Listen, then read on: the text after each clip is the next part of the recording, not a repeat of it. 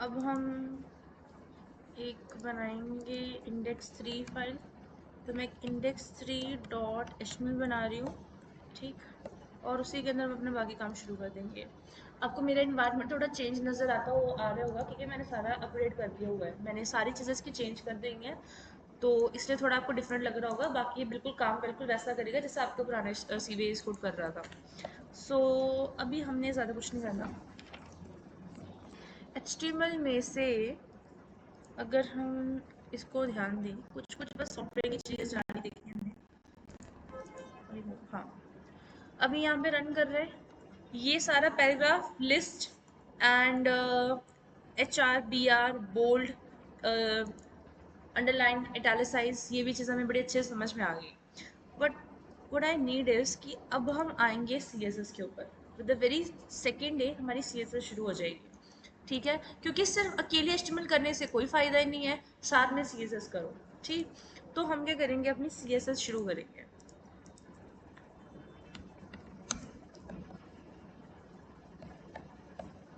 सो CSS दिखने में तो नहीं कोई प्रॉब्लम।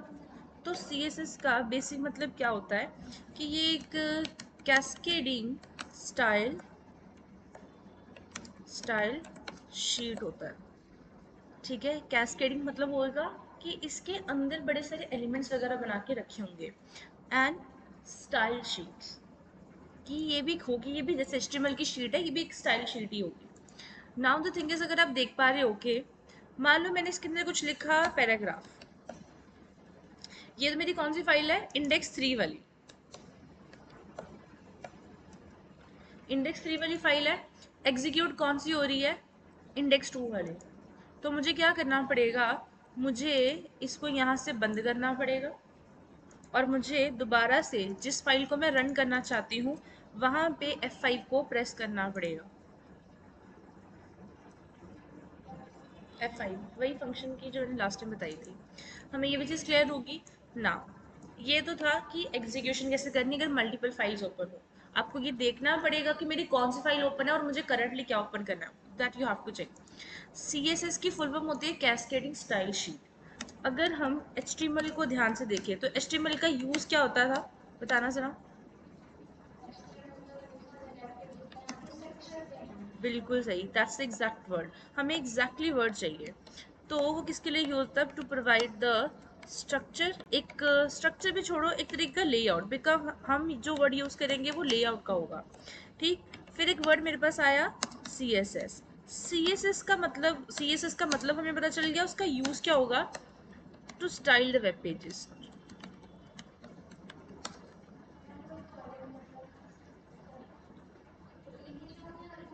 कर रही हूँ मैं तो। आप पूरा अपना फोकस स्क्रीन पे दो।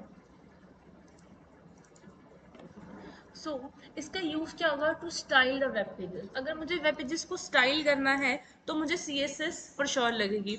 अब जो CSS है, अगर उसको यूज करना चाहते हो तो उसको इम्प्लीमेंट करने के लिए वी गॉट 3 वेज। क्या वेज होता है, एक तो होता है एक्सटर्नल मेथड, एक होता है इंटरनल मेथड, और एक होगा इसके अंदर इनलाइन मेथड भी लिख देते हैं, फिर CSS भी लिख देंगे। अच्छा, वन मोर थिंग, मैं फिर यहाँ पे मल्टी कर्सर का ही यूज़ करूँगी, ठीक है जी। तो मुझे यहाँ पे क्योंकि लिखना है CSS, ठीक। आप इनको एक्सटर्नल CSS या एक्सटर्नल मेथड बोलो, CSS मेथड भी बोल सकते हो, जो आप चाहो। एक्सटर्नल CSS मेनली क्या पूछा जाता है, एक्सटर्नल CSS, इंटरनल CSS और inline CSS, internal CSS। Done. अब ये 3 नाम इनके दिए जाते हैं। अब तीनों को लगाने का वखरा वखरा तरीका होता है, लेकिन CSS को लिखने का यूनिवर्सल सिंटेक्स क्या है जो आप मेजॉरिटीली यूज करते हो, वो होता है, सबसे पहले एक सिलेक्टर यूज किया जाता है, फिर कर्ली ब्रैकेट्स होते हैं, उन कर्ली ब्रैकेट्स के अंदर पहली चीज लिखी जाती है प्रॉपर्टी, कॉलन डाल के वैल्यू लिखी जाती है। अब इस क्वेश्चन का इंटरव्यूज में अपेयर होना बहुत कम है, लेकिन इनका अपेयर होना बहुत ज़्यादा चांसेस है। कोई आपसे डायरेक्ट यूनिवर्सल सिंटेक्स नहीं पूछेगा। इनफैक्ट वो पूछेंगे 3 मेथड है, कितने मेथड है सीएसएस को अप्लाई करने के लिए, तीनों को लगा के दिखाओ। ठीक, तो यूनिवर्सल सिंटेक्स ये है जो कि मेजॉरिटीली यूज होता है। अब हम देखेंगे कि इनका मतलब क्या है, एक एक शब्द का हमने मतलब पढ़ना है। सबसे पहले तो सिलेक्टर। तो सिलेक्टर क्या है, जितने भी टैग्स हैं of HTML5 are called selectors. अभी तक हमने 2 दिन में काफ़ी टैग्स करे, एक दिन में टैग सारे सारे सिलेक्टर होते हैं, टी टैग, H1 टैग।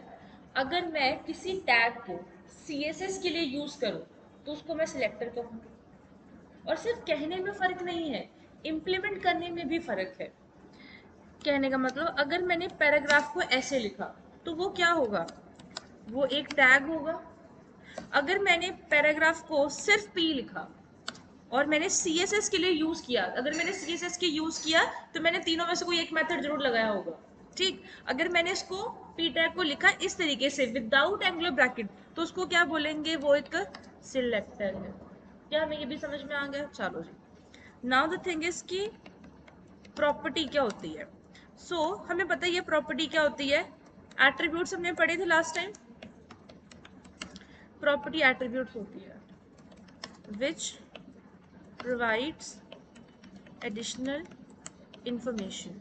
हमें ये भी समझ में आ गया। ठीक, and almost every tag has the property. अब एट्रीब्यूट विच प्रोवाइड, ठीक, एक हमें क्या चाहिए होगा, इसका वैल्यू। तो ये क्या होगी, एट्रीब्यूट होगी एट्रीब्यूट्स ऑफ प्रॉपर्टी, और इसको मैं लिख देती हूँ एट्रीब्यूट ऑफ सिलेक्टर। वैल्यू क्या होगी, एट्रीब्यूट ऑफ प्रॉपर्टी। एट्रीब्यूट क्या होता है, विच प्रोवाइड्स एडिशनल इंफॉर्मेशन। तो वैल्यू क्या होगी, एट्रीब्यूट ऑफ प्रॉपर्टी होगी। जरा इसको एक डायग्राम से समझते हैं, ठीक है जी। Wait wait wait,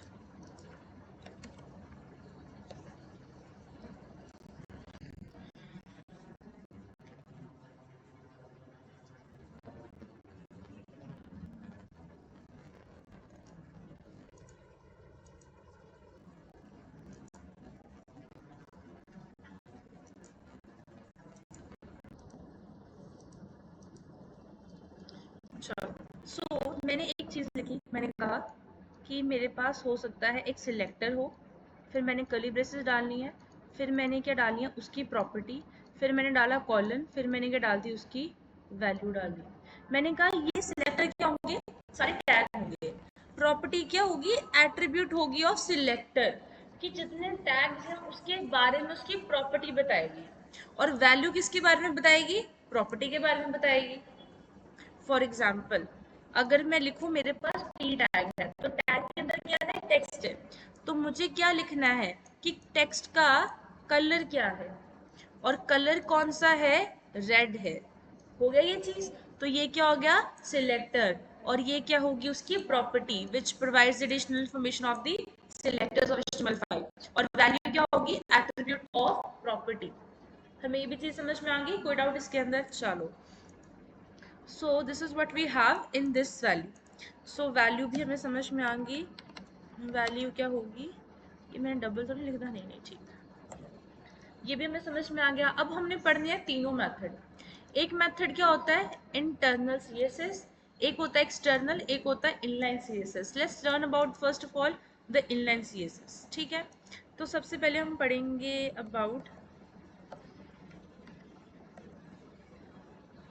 inline CSS। अब कह सकते हो it is implemented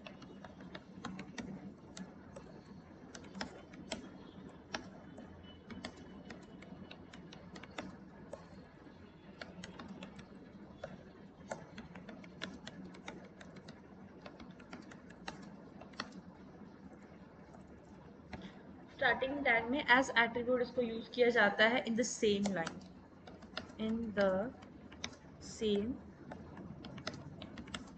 लाइन। लिखना कैसे, मैंने पैराग्राफ लिखा, पैराग्राफ यहाँ से कंप्लीट कर दिया, अगर मैं यहाँ तक इसको एग्जीक्यूट करूँ तो ये ऐसा ही आएगा, लेकिन मुझे इसको CSS देनी है, तो CSS यूज़ करने के लिए मैं यूज़ करूँगी स्टाइल को। तो यहाँ पे लिख सकते हैं hence using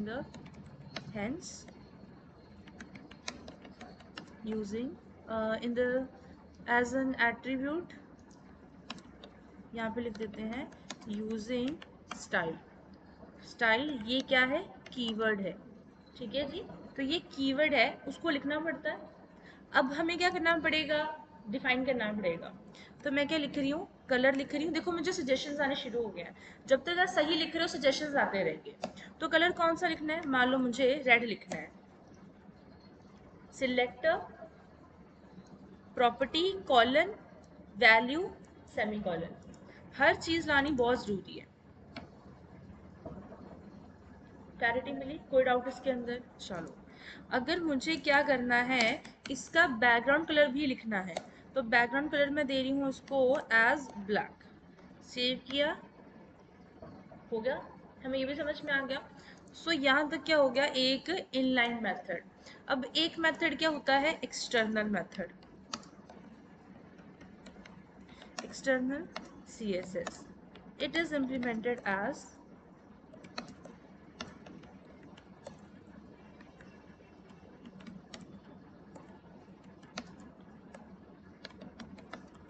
using as a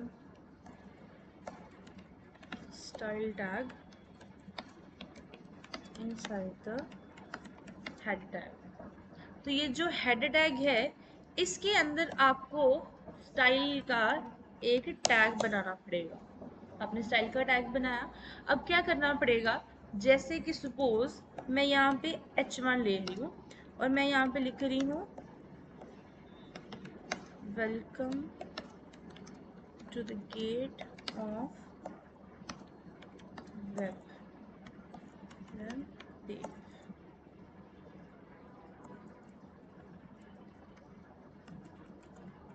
done, मैंने इसको यूज किया। अब मैं इसको क्या कर रही हूँ, जो भी टैग मैंने लिखा था उसका मैंने सिलेक्टर बनाया। अब मैंने इसका क्या किया, मैंने इसका कलर कर दिया पर्पल में, और मैंने जो इसका बीजी कलर था उसको मैंने दे दिया मान लो ब्लू में। क्लैरिटी मिली? आगे चल के हमने बहुत सारी CSS करनी है, तो ये बेसिक है। तो ये हो गया आपके पास एक्सटर्नल। इसको याद रखना, बड़े ध्यान से इसके टैग स्टार्ट और क्लोज करने होते हैं। एक्सटर्नल, सॉरी इंटरनल, मैंने वहाँ पे भी शायद इंटरनल ना डाल दिया हो नीचे। हाँ, मैंने एक्सटर्नल डाल दिया था। This is the internal, internal CSS। ये इंटरनल है, मतलब एक ही पेज के अंदर, ठीक है। Implemented using style tag inside the head tag in the .html file. इसी .html फाइल के अंदर आपने लिखना है। Now let's talk about the external CSS।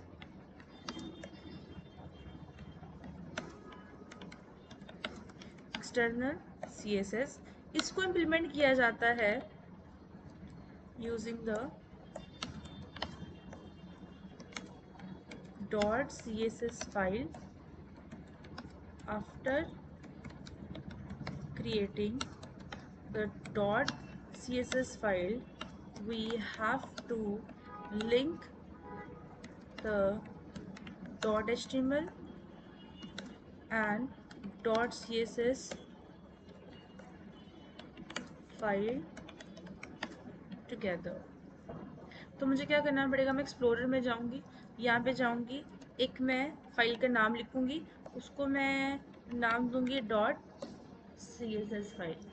और अगर मान लो मैं यहाँ पे H4 मैंने बनाया, उसको मैंने एक कलर दे दिया, मैंने यहाँ पे उसको बोला कलर कौन सा होना चाहिए, कलर मैं ब्लू दे रही हूँ, ठीक है। और बीजे कलर तो मैं कुछ दे ही नहीं रही। तो मुझे अपने इंडेक्स 3 के अंदर यहाँ पे मुझे ये नहीं चाहिए, ये भी नहीं चाहिए, बस ये दोनों खाली चाहिए। तो इसके नीचे मैं H4 के अंदर लिख देती हूँ that this is the external CSS, external CSS। Done. अब अगर मैं इसको रिफ्रेश करूँ, ये नहीं चलेगा क्योंकि दो वक्री वक्री फाइल्स हैं, तो दोनों को लिंक करना पड़ेगा। प्रॉब्लम की बात है, लिंक कहाँ करना है, याद रखो, जब भी किसी की प्रोजेक्ट्स में बनाओगे, जब भी कोई भी लिंक लगाना है, चाहे वो इनसाइड का लिंक हो चाहे वो आउटसाइड का लिंक हो, लिंक कौन सा होता है? जब मुझे फाइल्स का लिंक करना है। अब ये एक CSS फाइल है, ये एक HTML फाइल है, मैं कोई हाइपर लिंक नहीं बना रही, मुझे बस दो पेज कनेक्ट करने हैं। ऐसा नहीं हुआ कि मैं इसके ऊपर क्लिक करूँ तो मैं दूसरे पेज के ऊपर पहुंच जाऊँ, वो हाइपर लिंक है। I am not connecting the hyper links, मैं जस्ट फाइल्स को कनेक्ट कर रही हूँ, तो मुझे हमेशा हेड टैग के अंदर ही रहना है। तो मुझे यहाँ पे एक सिंपल सा एक टैग लिखना होगा, लिंक, एंटर कर दो। रिलेशन आ गया, कौन सा रिलेशनशिप है दोनों के बीच में? स्टाइल शीट का। href क्या दे रहे हो? href का मतलब होता है हाइपर टेक्स्ट रेफरेंस। ठीक है जी, मैं अगर यहाँ पे लिख दूँ, href का मीनिंग होता है hyper text reference. Hyper text reference means ये है कि आप कौन सा सोर्स दे रहे हो फाइल को कनेक्ट करने के लिए। तो मैंने कौन सा सोर्स देना है? Style dot C S S. तो मैं यहाँ पे लिख सकती हूँ style dot C S S, बिल्कुल सही रहेगा। लेकिन मैं थोड़ा और कन्वीनियंट होना चाहती हूँ, क्योंकि कल को मैंने डायरेक्ट काम नहीं करना, मेरे फोल्डर्स के अंदर फोल्डर्स होंगे। तो जब मुझे पता है कि मैं HTML के अंदर काम कर रही हूँ, ये मेरा एक बेस फोल्डर है, इसके अंदर सारी चीज़ें पड़ी हुई हैं, तो ये जो इंडेक्स है, स्टाइल है, ये सब जगह एक जगह पड़ी हुई है, तो मुझे इसको डॉट स्लैश देना है। डॉट का मतलब होता है करंट फोल्डर, स्लैश का मतलब होता है इस फोल्डर के बाद। तो करंट फोल्डर के अंदर मेरे पास क्या थी, सारी आ गई। अब मुझे क्या चाहिए? Style dot CSS। तो मुझे इस तरीके से और अच्छे से कन्वीनियंटली काम करना है। आगे टेक्स्ट का कलर, कोई डाउट इसके अंदर? नो? चलो जी, इस चीज की क्लैरिटी हुई। नाउ द क्वेश्चन इज कि हमारे पास हो गए तीन मेथड, तो कब किसको यूज करना है? इनलाइन CSS आप तब यूज करते हो फॉर क्विक रिस्पॉन्स के अंदर। ठीक है, यूज केस इसका क्या होगा? अगर आपको आपको दिख रहा है कि कहाँ पे आपने लिखा हुआ है, देखो कल को अगर मैं CSS बनाऊंगी ना, तो जो मेरी लिस्ट है बड़ी लंबी हो जानी है, मेरे को बहुत सारे टैग इंक्लूड करने पड़ेंगे, तो बड़ी चीज़ों की CSS होगी। आपको दिख रहा है कि यहाँ पे कौन से P टैग है, कौन से H टैग है, आप उधर ही इसकी क्या कर सकते हो? मॉडिफाई कर सकते हो। हमें इस चीज़ की क्लैरिटी आई। तो this is the inline CSS। Internal CSS कब यूज करते हो? कि मैं फाइल्स ने ढूंढना चाहती इधर उधर, ये पेज पे काम है, तो मुझे इसी के काम करना है, मतलब ये इसके नीचे HTML होगी, ऊपर मुझे इसकी CSS करनी है, तो मैं इसी के अंदर कर सकती हूँ। फिर मेरे पास क्या? External CSS। देखो मुझे ऐसा झमेला करना ही नहीं है, कल को मैं क्या करूँगी ना, मैं ज़्यादा से ज़्यादा इंटरनल CSS यूज़ करूँगी। कई बार होगा कि स्टूडेंट कल पे जाएंगे कि मैम आप प्लीज़ ऊपर नीचे से स्क्रॉल ना करो, क्योंकि मुझे क्या करना है, टैग ढूंढना है तो मैं नीचे जाऊँगी, CSS ढूंढने तो मैं ऊपर जाऊँगी, तो बच्चा कन्फ्यूज होगा, वो मेरे को क्या कहेगा, आप स्टाइल की वक्री फाइल बना दो। अब प्रोजेक्ट्स के लिए हमने क्या करना है? Usually in case of projects हम एक वक्री फाइल बनाते हैं, इसका लॉजिक भी है। मेरे से जिसने भी प्रोजेक्ट मांगा होगा, उसको सारी फाइल चाहिए। कल को मैं इमेजेस भी लगाऊंगी, जो भी लगाऊंगी, उसको सारी चीज़ें चाहिए। तो जब मैं उसको प्रोजेक्ट हैंड ओवर करूंगी ना, तो मैं ये नहीं चाहती कि जो मेरे सिस्टम पे चलेगा, क्योंकि मैंने पास दिए थे, मैंने करंट फोल्डर बनाए थे, उसके सिस्टम पे नहीं चलेंगे। तो मुझे हर वो चीज़ जो मैंने यूज़ करी थी, मुझे हर वो चीज़ उसको देनी पड़ेगी। अगर विंडो का 11 वर्जन पे मैंने काम किया है, तो मुझे प्रोजेक्ट ऐसे बनाना है कि वो भी विंडो 10 पे भी चल जाए।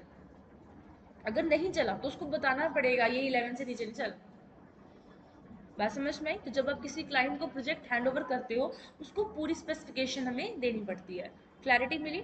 नेक्स्ट, आगे काम शुरू करवा सकती हूँ? हेक्टिक तो नहीं? चलो जी। So this is what it is right now. ये भी CSS वाली फाइल भी होगी एंड ये भी होगी। अब ज़रा हम ये समझ लेते हैं कि किस तरीके से हम अपने पेजेस में हाइपरलिंक्स एंड इमेजेस को ऐड कर सकते हैं। तो पहले ज़रा इमेजेस समझ लेते हैं। चलो पहले हाइपरलिंक्स कर लेते हैं। हाइपरलिंक्स के लिए एक टैग यूज होता है, वी यूज एंकर टैग, जो कि शॉर्ट में इस तरीके का होता है, ए, देन उसके आगे उसके एट्रीब्यूट्स भी होते हैं जो आप करते करते सीख जाओगे। उस टैग को हमने कर दिया बंद, और इस एंकर के अंदर होता है href। अभी हमने href का मतलब समझा, ठीक है जी। और ये उसका सिंटेक्स होता है, इसके अंदर आपको टेक्स्ट लिखना पड़ता है, उसका पाथ देना होता है। So we use the anchor tag for the hyperlinks. ठीक, अब क्या करना है, मैंने ए टाइप किया, एंकर आ गया, मैंने एंट्रीट कर दिया। अब मेरे पास क्या थी, मैं चाह रही हूँ कि इंडेक्स 3 से मैं इंडेक्स 2 पे चली जाऊँ। तो मैं यहाँ पे क्या करूँगी, मैं इंडेक्स 2 पे चल जाऊँगी। मैं क्या करूँगी यहाँ पे, एक्चुअली मैंने करंट फोल्डर किया तो इंडेक्स 2 भी आ गया। तो इंडेक्स 2 पे हम गए और मुझे यहाँ पे ये जो टैग बंद हो रहा है इसके अंदर कुछ लिखना भी पड़ेगा। मैं यहाँ पे लिख रही हूँ click here to visit the file. Save किया, टैप किया, रीलोड किया, आ गया लिंक। अभी जरा लिंक का कलर चेक करो, क्या है, पर्पल है। मैंने बहुत बार बनाया इसलिए मेरा पर्पल आ रहा है। इसको भी मैं समझाऊंगी क्यों। क्लिक किया, कहाँ पे पहुंच गए, दूसरे पेज पे। चलो इसको ज़रा ब्रीफली समझते हैं, ये जो हुआ वो कैसे हुआ।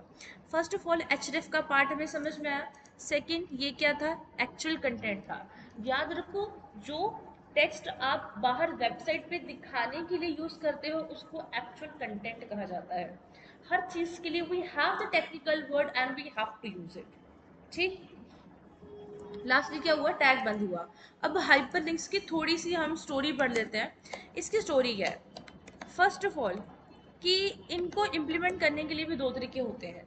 अब जो मैंने ये लिंक लगाया था वो मेरा फाइल लिंक था, दैट इज़ कि वो मेरे अपने प्रोजेक्ट के अंदर ही था।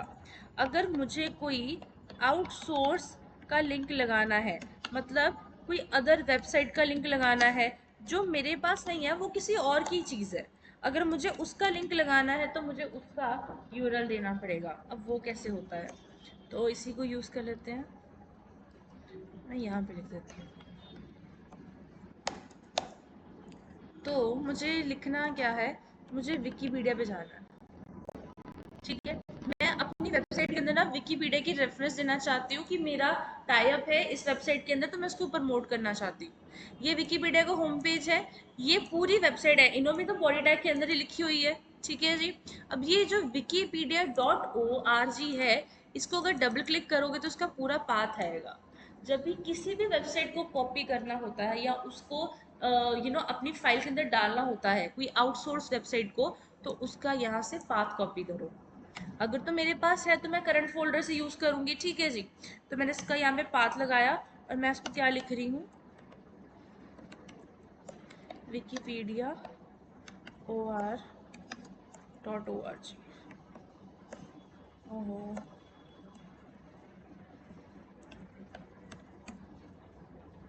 विजिट लिख देते हैं यहाँ पे, स्लो बड़ा चल रहा है। अब मैं अपने पेज पे जाऊंगी और देखो ये भी मेरी वही इंडेक्स डॉट टू, चाहे तो उसको भी आप कॉपी पेस्ट कर सकते हो, बट हमें तो अपने फोल्डर में से लगानी है। अब ये दोनों इकट्ठी आ गई तो क्या करेंगे, यहाँ पे 3 ब्रेक लगा देते हैं। डन। अब ये भी देखो, ये भी पर्पल में ही आ रही है। जैसे वेबसाइट के ऊपर क्लिक किया ये होगी, है तो ये मेरी वेबसाइट ना, मैं बस नेविगेट कर पा रही हूँ। डन। अब मैं जब आगे चल के थोड़ा एडवांस में पढ़ जाऊंगा मैं ये भी बताऊंगी कि अगर मैं यहाँ पे नहीं चाहती लिंक खुलना, मैं चाहती हूँ कि ये यहाँ से होके यहाँ पे लिंक खुल जाए, होता है ना, तो इसको हम बाद में टारगेट भी करेंगे। अब मुझे विकीपीडिया में कुछ ऐसा लिंक चाहिए जो मैं शायद पहले कभी विजिट ना करी हूँ। यूजली एग्जांपल्स के लिए मैं इसको रेफर करती हूँ, तो ये मेरे पास स्टोर है। ये इसको यूज़ करते हैं। मैं इसको कॉपी किया मैंने और यहाँ पे मैंने इसको पेस्ट कर दिया और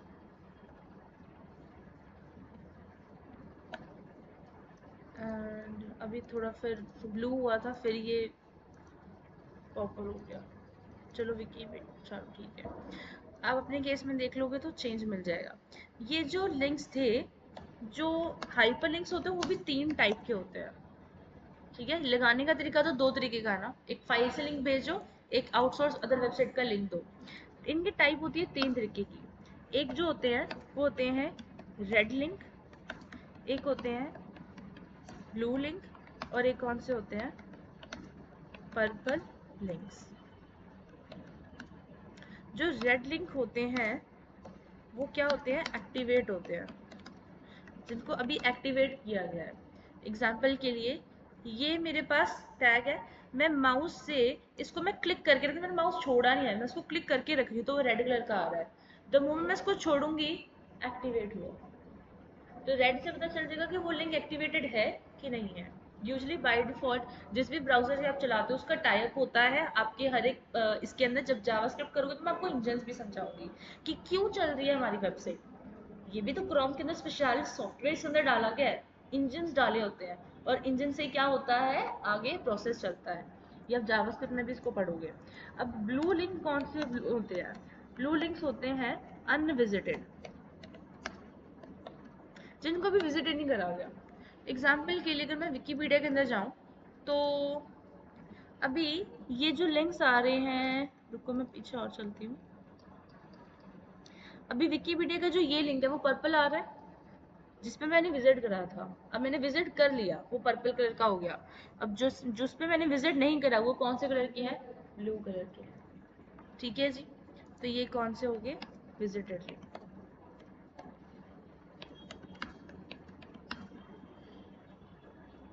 क्लैरिटी मिली? कोई डाउट इसके अंदर? So this is the story of links. ठीक, अब हमें क्या चीज़ चाहिए? Now let's move on to the images. अब इमेजेस का लिंक लगाना है तो टैग कौन सा यूज होगा? इमेज का टैग यूज होगा। अब इसके ऊपर कंफ्यूज होना, ये टैग बंद नहीं होता, ये अपने आप में बंद हो रहा है। ठीक है, तो इमेज के अंदर हमें मिलते हैं पूरे दो एट्रीब्यूट्स। एक होता है सोर्स, एक होता है एएलटी। एएलटी मतलब अल्टरनेटिव टेक्स्ट, उसको बाद में समझते हैं, होल्ड करते हैं अभी। सोर्स के अंदर क्या आएगा? इमेज का पाथ आएगा। तो मुझे क्या करना है, इसको भी चलाने के लिए दो तरीके हैं। या तो मैं अपने पास इमेज सेव करके रखूँ या मैं नेट से लूँ। अब मेरे पास क्या होगा, जब मैं प्रोजेक्ट करूंगी ना, देखो टेम्परेरी काम मैं कर सकती हूँ, मैं नेट से इमेज लूँ, मैं अपना काम सारूँ, ठीक है। लेकिन जब मैं प्रोजेक्ट दे रही हूँ ना, हैव टू बी सीरियस। मुझे सारी इमेजेस का कलेक्शन जो मैंने यूज करी होंगी मुझे क्लाइंट को देनी पड़ेगी, ताकि उसके लैपटॉप पे वो सारी चीजें चले। ठीक, मेरे फोल्डर में तो करंट पाथ ही चलने हैं, उसके पास सारी इमेजेस होनी चाहिए। तो मैं आपको दोनों तरीके बताऊंगी। अब मैं यहाँ पे क्या सेट करूंगी, इमेजेस सर्च करूंगी। जैसे मैंने सर्च किया उसने मुझे गूगल इमेजेस बता दी, आप अपने तरीके से भी कर सकते हो। मुझे डायरेक्ट जाना है इमेजेस के ऊपर।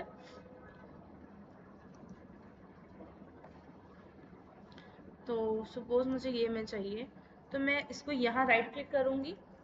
कॉपी इमेज एड्रेस आ रहा है, इमेज का एड्रेस चाहिए, वो सोर्स में कॉपी होगा। मैंने इसके एड्रेस को कॉपी किया, मैं वीएस कोड पे गई और सोर्स के अंदर मैंने इसको क्या कर दिया? पेस्ट कर दिया। तो ये इमेज क्या होनी चाहिए? मेरे वेब पेज पे शो होनी चाहिए। आगे इमेज, क्लैरिटी मिली? अब इसकी कोई टेंशन ना लेना कि ये सेंट्रलाइज्ड है कि नहीं। मेरी वेबसाइट का साइज देखो कितना साइज था, तो लग रही थी कि वेबसाइट सेंट्रलाइज्ड है। आपने जब भी वेबसाइट चलानी है हमेशा याद रखो 100 साइज होना चाहिए। अब इसका भी एक लॉजिक है, वो हम आगे चल के पढ़ेंगे। ठीक है जी, अभी मैं स्टार्टिंग में इतना प्रेशराइज नहीं करूंगी, इतनी बातें आप नहीं याद कर पाओगे। ये इमेज यहाँ पे आ गई। अब हो सकता था कि कोई मैं अगली इमेज लूँ तो शायद होता है वो कम थोड़ी बड़ी है, थोड़ी ज़्यादा आ जाए। ठीक, तो वो सिस्टम के अकॉर्डिंग होगा। अगर मुझे इस इमेज को चेंज करना है, चेंज इन सेंस मुझे इसको छोटा या बड़ा करना है, तो मुझे इसके और एट्रीब्यूट्स लेने पड़ेंगे, यानी कि इमेज के एट्रीब्यूट्स होंगे। तो इमेज के कौन कौन से एट्रीब्यूट होते हैं? Height, width. और इमेज अगर हमारे फ़ोन होते हैं तो इमेज किस में कैप्चर होती है? पिक्सल्स में। हम बात करते हैं ना, 13 मेगापिक्सल का कैमरा, 104 मेगापिक्सल का कैमरा, 8 मेगापिक्सल का selfie camera. Pixels are what? Pixels are dot dot dot.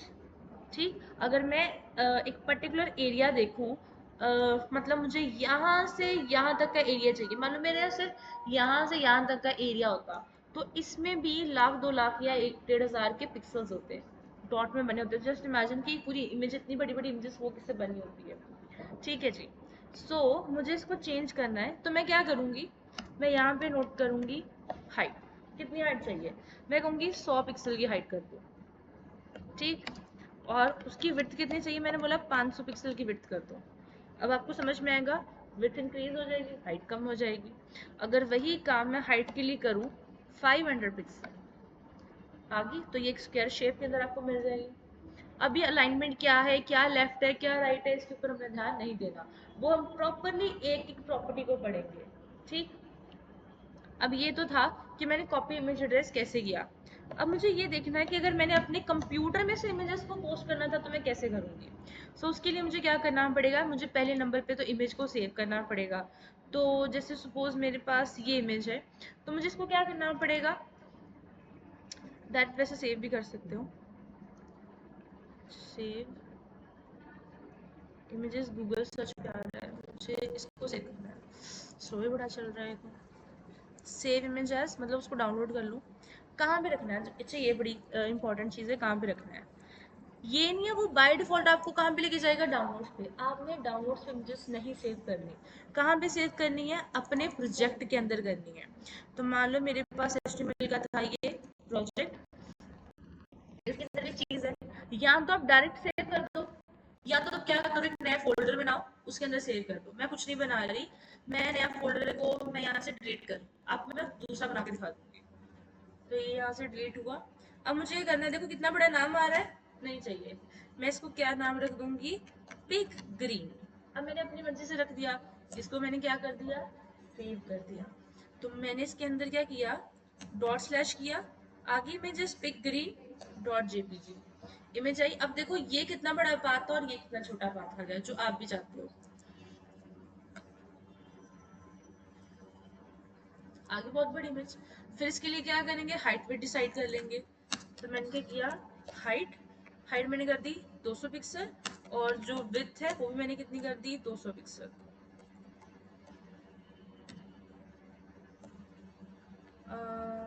250 कर देते हैं, थोड़ी बड़ी हो जाएगी क्लैरिटी के लिए। पिक्सल में बिल्कुल, ये स्टैंडर्ड यूनिट्स है, ये यूनिट्स है सीएसएस के। सीएसएस में यूनिट्स होते हैं, तो ये यूनिट है, जैसे किलोमीटर भी एक यूनिट होता है, ठीक है। तो वैसे ही pixel PX is the CSS unit. अब ये तो था जब मैंने इमेज डायरेक्ट सेव करी थी। अगर मैं अपना फोल्डर देखूँ तो मुझे ऐसा दिख रहा है कि इमेजेस भी इसी के अंदर है, सीएसएस भी इसी के अंदर है, इमेजेस भी इसी के अंदर, एचटीएमएल भी इसी के अंदर है। यहाँ तो मैं वक्र कोई फोल्डर बना लूँ ना, हैव टू बी ऑर्गेनाइज। तो मैं क्या करूंगी, मैं यहाँ पे फोल्डर का आ रहा है, इसके ऊपर क्लिक करूंगी, इस फोल्डर का मैं नाम रख दूंगी इमेजेस, और ये जो ग्रीन वाली इमेज है इसको मैं ड्रैग एंड ड्रॉप करके इमेजेस के अंदर मूव कर दूंगी। तो अगर मैं अब अपना पाथ चलाऊं, मैं इसको करूं, तो इमेज नहीं है। तो ये देख पा रहे हो, ये निशानी है कि इमेज लगी तो हुई है, बट आपने इमेज का पाथ गलत दिया है तो इमेज गलत है। अब थोड़ा सा यूज पढ़ते हैं एएलटी का। तो ALT stands for alternative text. Alternative का मतलब ही क्या है, अगर ये नहीं है तो फिर ये सही। कहता है अगर इमेज का पाथ या इमेज नहीं ना शो हो रही, तो इमेज की जगह एक टेक्स्ट शो हो जाए। अगर इंटरनेट नहीं चल रहा तो मैं इमेज की जगह एक नया टेक्स्ट शो कर सकती हूँ, ठीक है जी। तो मैं यहाँ पे लिख सकती हूँ green env glass, green environment glass. तो मैं इसको लिखूंगी, इमेज का नाम आ जाएगा। आगे नीचे एक सेकेंड, ये देखो डन। अब मैं फिर से इसको उसी हाइट और विड्थ में कर देती हूँ जैसे ये पहले था 110 में। अब नहीं आ रही इमेज, तो क्या करना पड़ेगा, पाथ चेक करना पड़ेगा। कैसे लगाएंगे, dot slash current folder. Current folder के अंदर क्या है, इमेजेस नाम का फोल्डर है, तो इमेजेस फोल्डर के अंदर हमारी पिक्चर है। डन। अब इसको सेव किया, अब देखना टेक्स्ट मिट जाएगा। ऑर्डिनरी टेक्स्ट का मतलब ये, अगर इमेज शो नहीं हुई तो टेक्स्ट है, बट जब इमेज शो हो रही है तो फिर तो टेक्स्ट को काम होगा। क्या हमें ये भी चीज़ की क्लैरिटी मिल गई, कोई डाउट अगर इसके अंदर तो बताओ। नो। अभी आपने क्या करना है, ये जितना काम करा है सबसे पहले इसको इम्प्लीमेंट करना है। इम्प्लीमेंट कैसे करना है, जो कल आपने काम किया वो प्लस जो आज आपने काम किया वो, इन 2 पेज आपने बना लिए। मैंने देखो देखते देखते 3 पेज बना लिए, जिनमें से मैं इंडेक्स, जो इंडेक्स है ना, मैं उसको काउंट नहीं कर रही, क्योंकि वो सिर्फ आपका पहले दिन का था, बस मैंने समझाया था। So I am counting here index 2 और इंडेक्स 3 5, इन दोनों को। तो आपने अभी तक क्या करने हैं, आपने भी 2 पेज बनाने हैं, और दोनों पेजों को क्या करना है, कनेक्ट करना है। सो आपकी मैं असाइनमेंट लिख देती हूँ, ये मैं 2 में बना रही हूँ, मुझे चाहिए 3।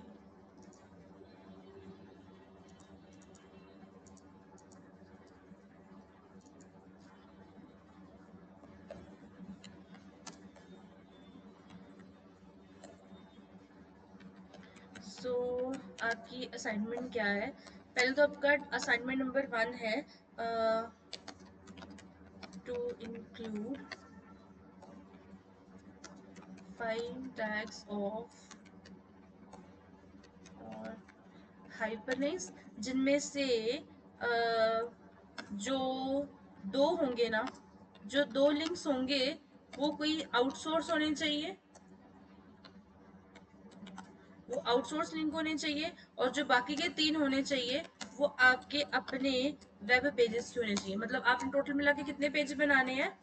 3 वेब पेजेस बनाने हैं। और तीनों के अंदर ही उनमें से नो, चलो इतना ज्यादा काम नहीं मैं दूंगी, 3 के अंदर नहीं, किसी एक के अंदर मेरे को तीनों मेथड चाहिए ऑफ CSS। ठीक है?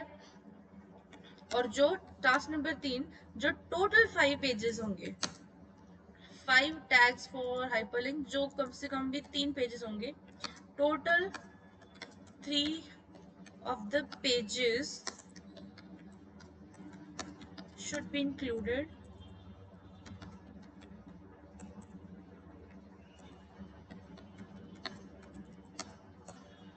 ठीक है? और अब जो आप डेटा डालोगे वो मीनिंगफुल डेटा होना चाहिए। मीनिंगफुल डेटा कहने का मतलब ये, अभी तो आपने साइंस प्रोजेक्ट चला लिया, अभी नहीं उसके बाद नहीं चला, आपने एक वेबसाइट का कंटेंट ही डालना है एंड दैट्स कंपल्सरी। ठीक, कंटेंट डालना है। मैं एक ई कॉमर्स वेबसाइट बना रही हूँ तो उस ई कॉमर्स वेबसाइट की ही इमेजेस आनी चाहिए, फिर हम धीरे धीरे इसको अलाइन करना सीखेंगे। ठीक है जी? अभी मैं क्या कर सकती हूँ, जैसे मेरे पास था H1 में लिखा था, तो मैं क्या कर सकती हूँ, उसको टेक्स्ट अलाइन दे सकती हूँ। तो मैंने गलत लिखा, टेक्स्ट अलाइन, उसको मैं लिख सकती हूँ कि टेक्स्ट अलाइन क्या हो जाए, सेंटर हो जाए, तो वो क्या हो जाएगा, सेंटर अलाइन हो जाएगा। क्लैरिटी मिली? अभी आप ज्यादा से ज्यादा ये कर सकते हो गया क्लियर? अभी आपने ये काम करना है एंड आई होप भी कल तक कंप्लीट हो जाए। ये कंपल्सरी नहीं कि ई कॉमर्स, मुझे बस एक वेबसाइट का पेज चाहिए, 3 वेबसाइट के पेजेस चाहिए। ई कॉमर्स हो सकता है, सिर्फ क्लोथिंग के बारे में हो सकता है, फुटवेयर्स के बारे में हो सकता है, स्टडी मटेरियल हो सकता है, गेमिंग हो सकता है, किसी ऑर्गेनाइजेशन के बारे में हो सकता है, ब्लैक होल्स के बारे में हो सकता है। नहीं, क्योंकि फिर आपको कहीं से भी उसका लिंक मिल जाएगा, मतलब कुछ भी चीज आपके दिमाग में नहीं आएगा, we don't need kind of, देखो आपका जो काम है दैट्स टोटली अनदर थिंग। अगर ये मुझे कोई स्टूडेंट कहता है ना, उसको हम ही कर देती, उसको हम ही भर देती, हाँ चल कोई नहीं, तू कर ले, तू साइंस का ही बना ले, बिकॉज यही चीज तेरे आगे असाइनमेंट में काम आ जाएगी। बट आपका केस डिफरेंट है, आप कोशिश करो जितना ज्यादा कंपनी के रिलेटेड बना सकते हो, आपको उसकी प्रैक्टिस करनी पड़ेगी। तो आप एक काम करो, आप फिलहाल से बस ई कॉमर्स का लिंक बनाओ। ठीक, एक मैं आपको और चीज बता देती हूँ, हर वो चीज जो हम बेच और खरीद सकते हैं एक ऑनलाइन प्लेटफॉर्म पे, तो जो मर्जी चीज आप उसके अंदर डालो। ठीक है? बेटर आप क्या कर सकते हो, सेक्शंस बना सकते हो। H1 फुटवेयर इमेजेस, उसके अंदर उसकी प्राइस, दैट उसका ब्रांड का नाम, उसकी प्राइसिंग का नाम, फिर एक और सेक्शन डाल दिया। अब नीचे देखो स्क्रॉलिंग कितनी हो जाएगी, या तो एक पूरा पेज फुटवेयर के बारे में, एक पूरा पेज क्लोथिंग के बारे में, बाद में पेजेस को कनेक्ट कर लेना। एक फाइनल पेज होगा जो आपका हेडलाइन, जो आपका होम पेज होगा, होम पेज से आप वक्रे वक्रे पेजेस के ऊपर लिंक कर सकते हो। यहाँ तक क्लैरिटी मिली? कोई डाउट तो नहीं है? आज के लिए बस इतना ही, बस इतना ही कर लो, ये बहुत है।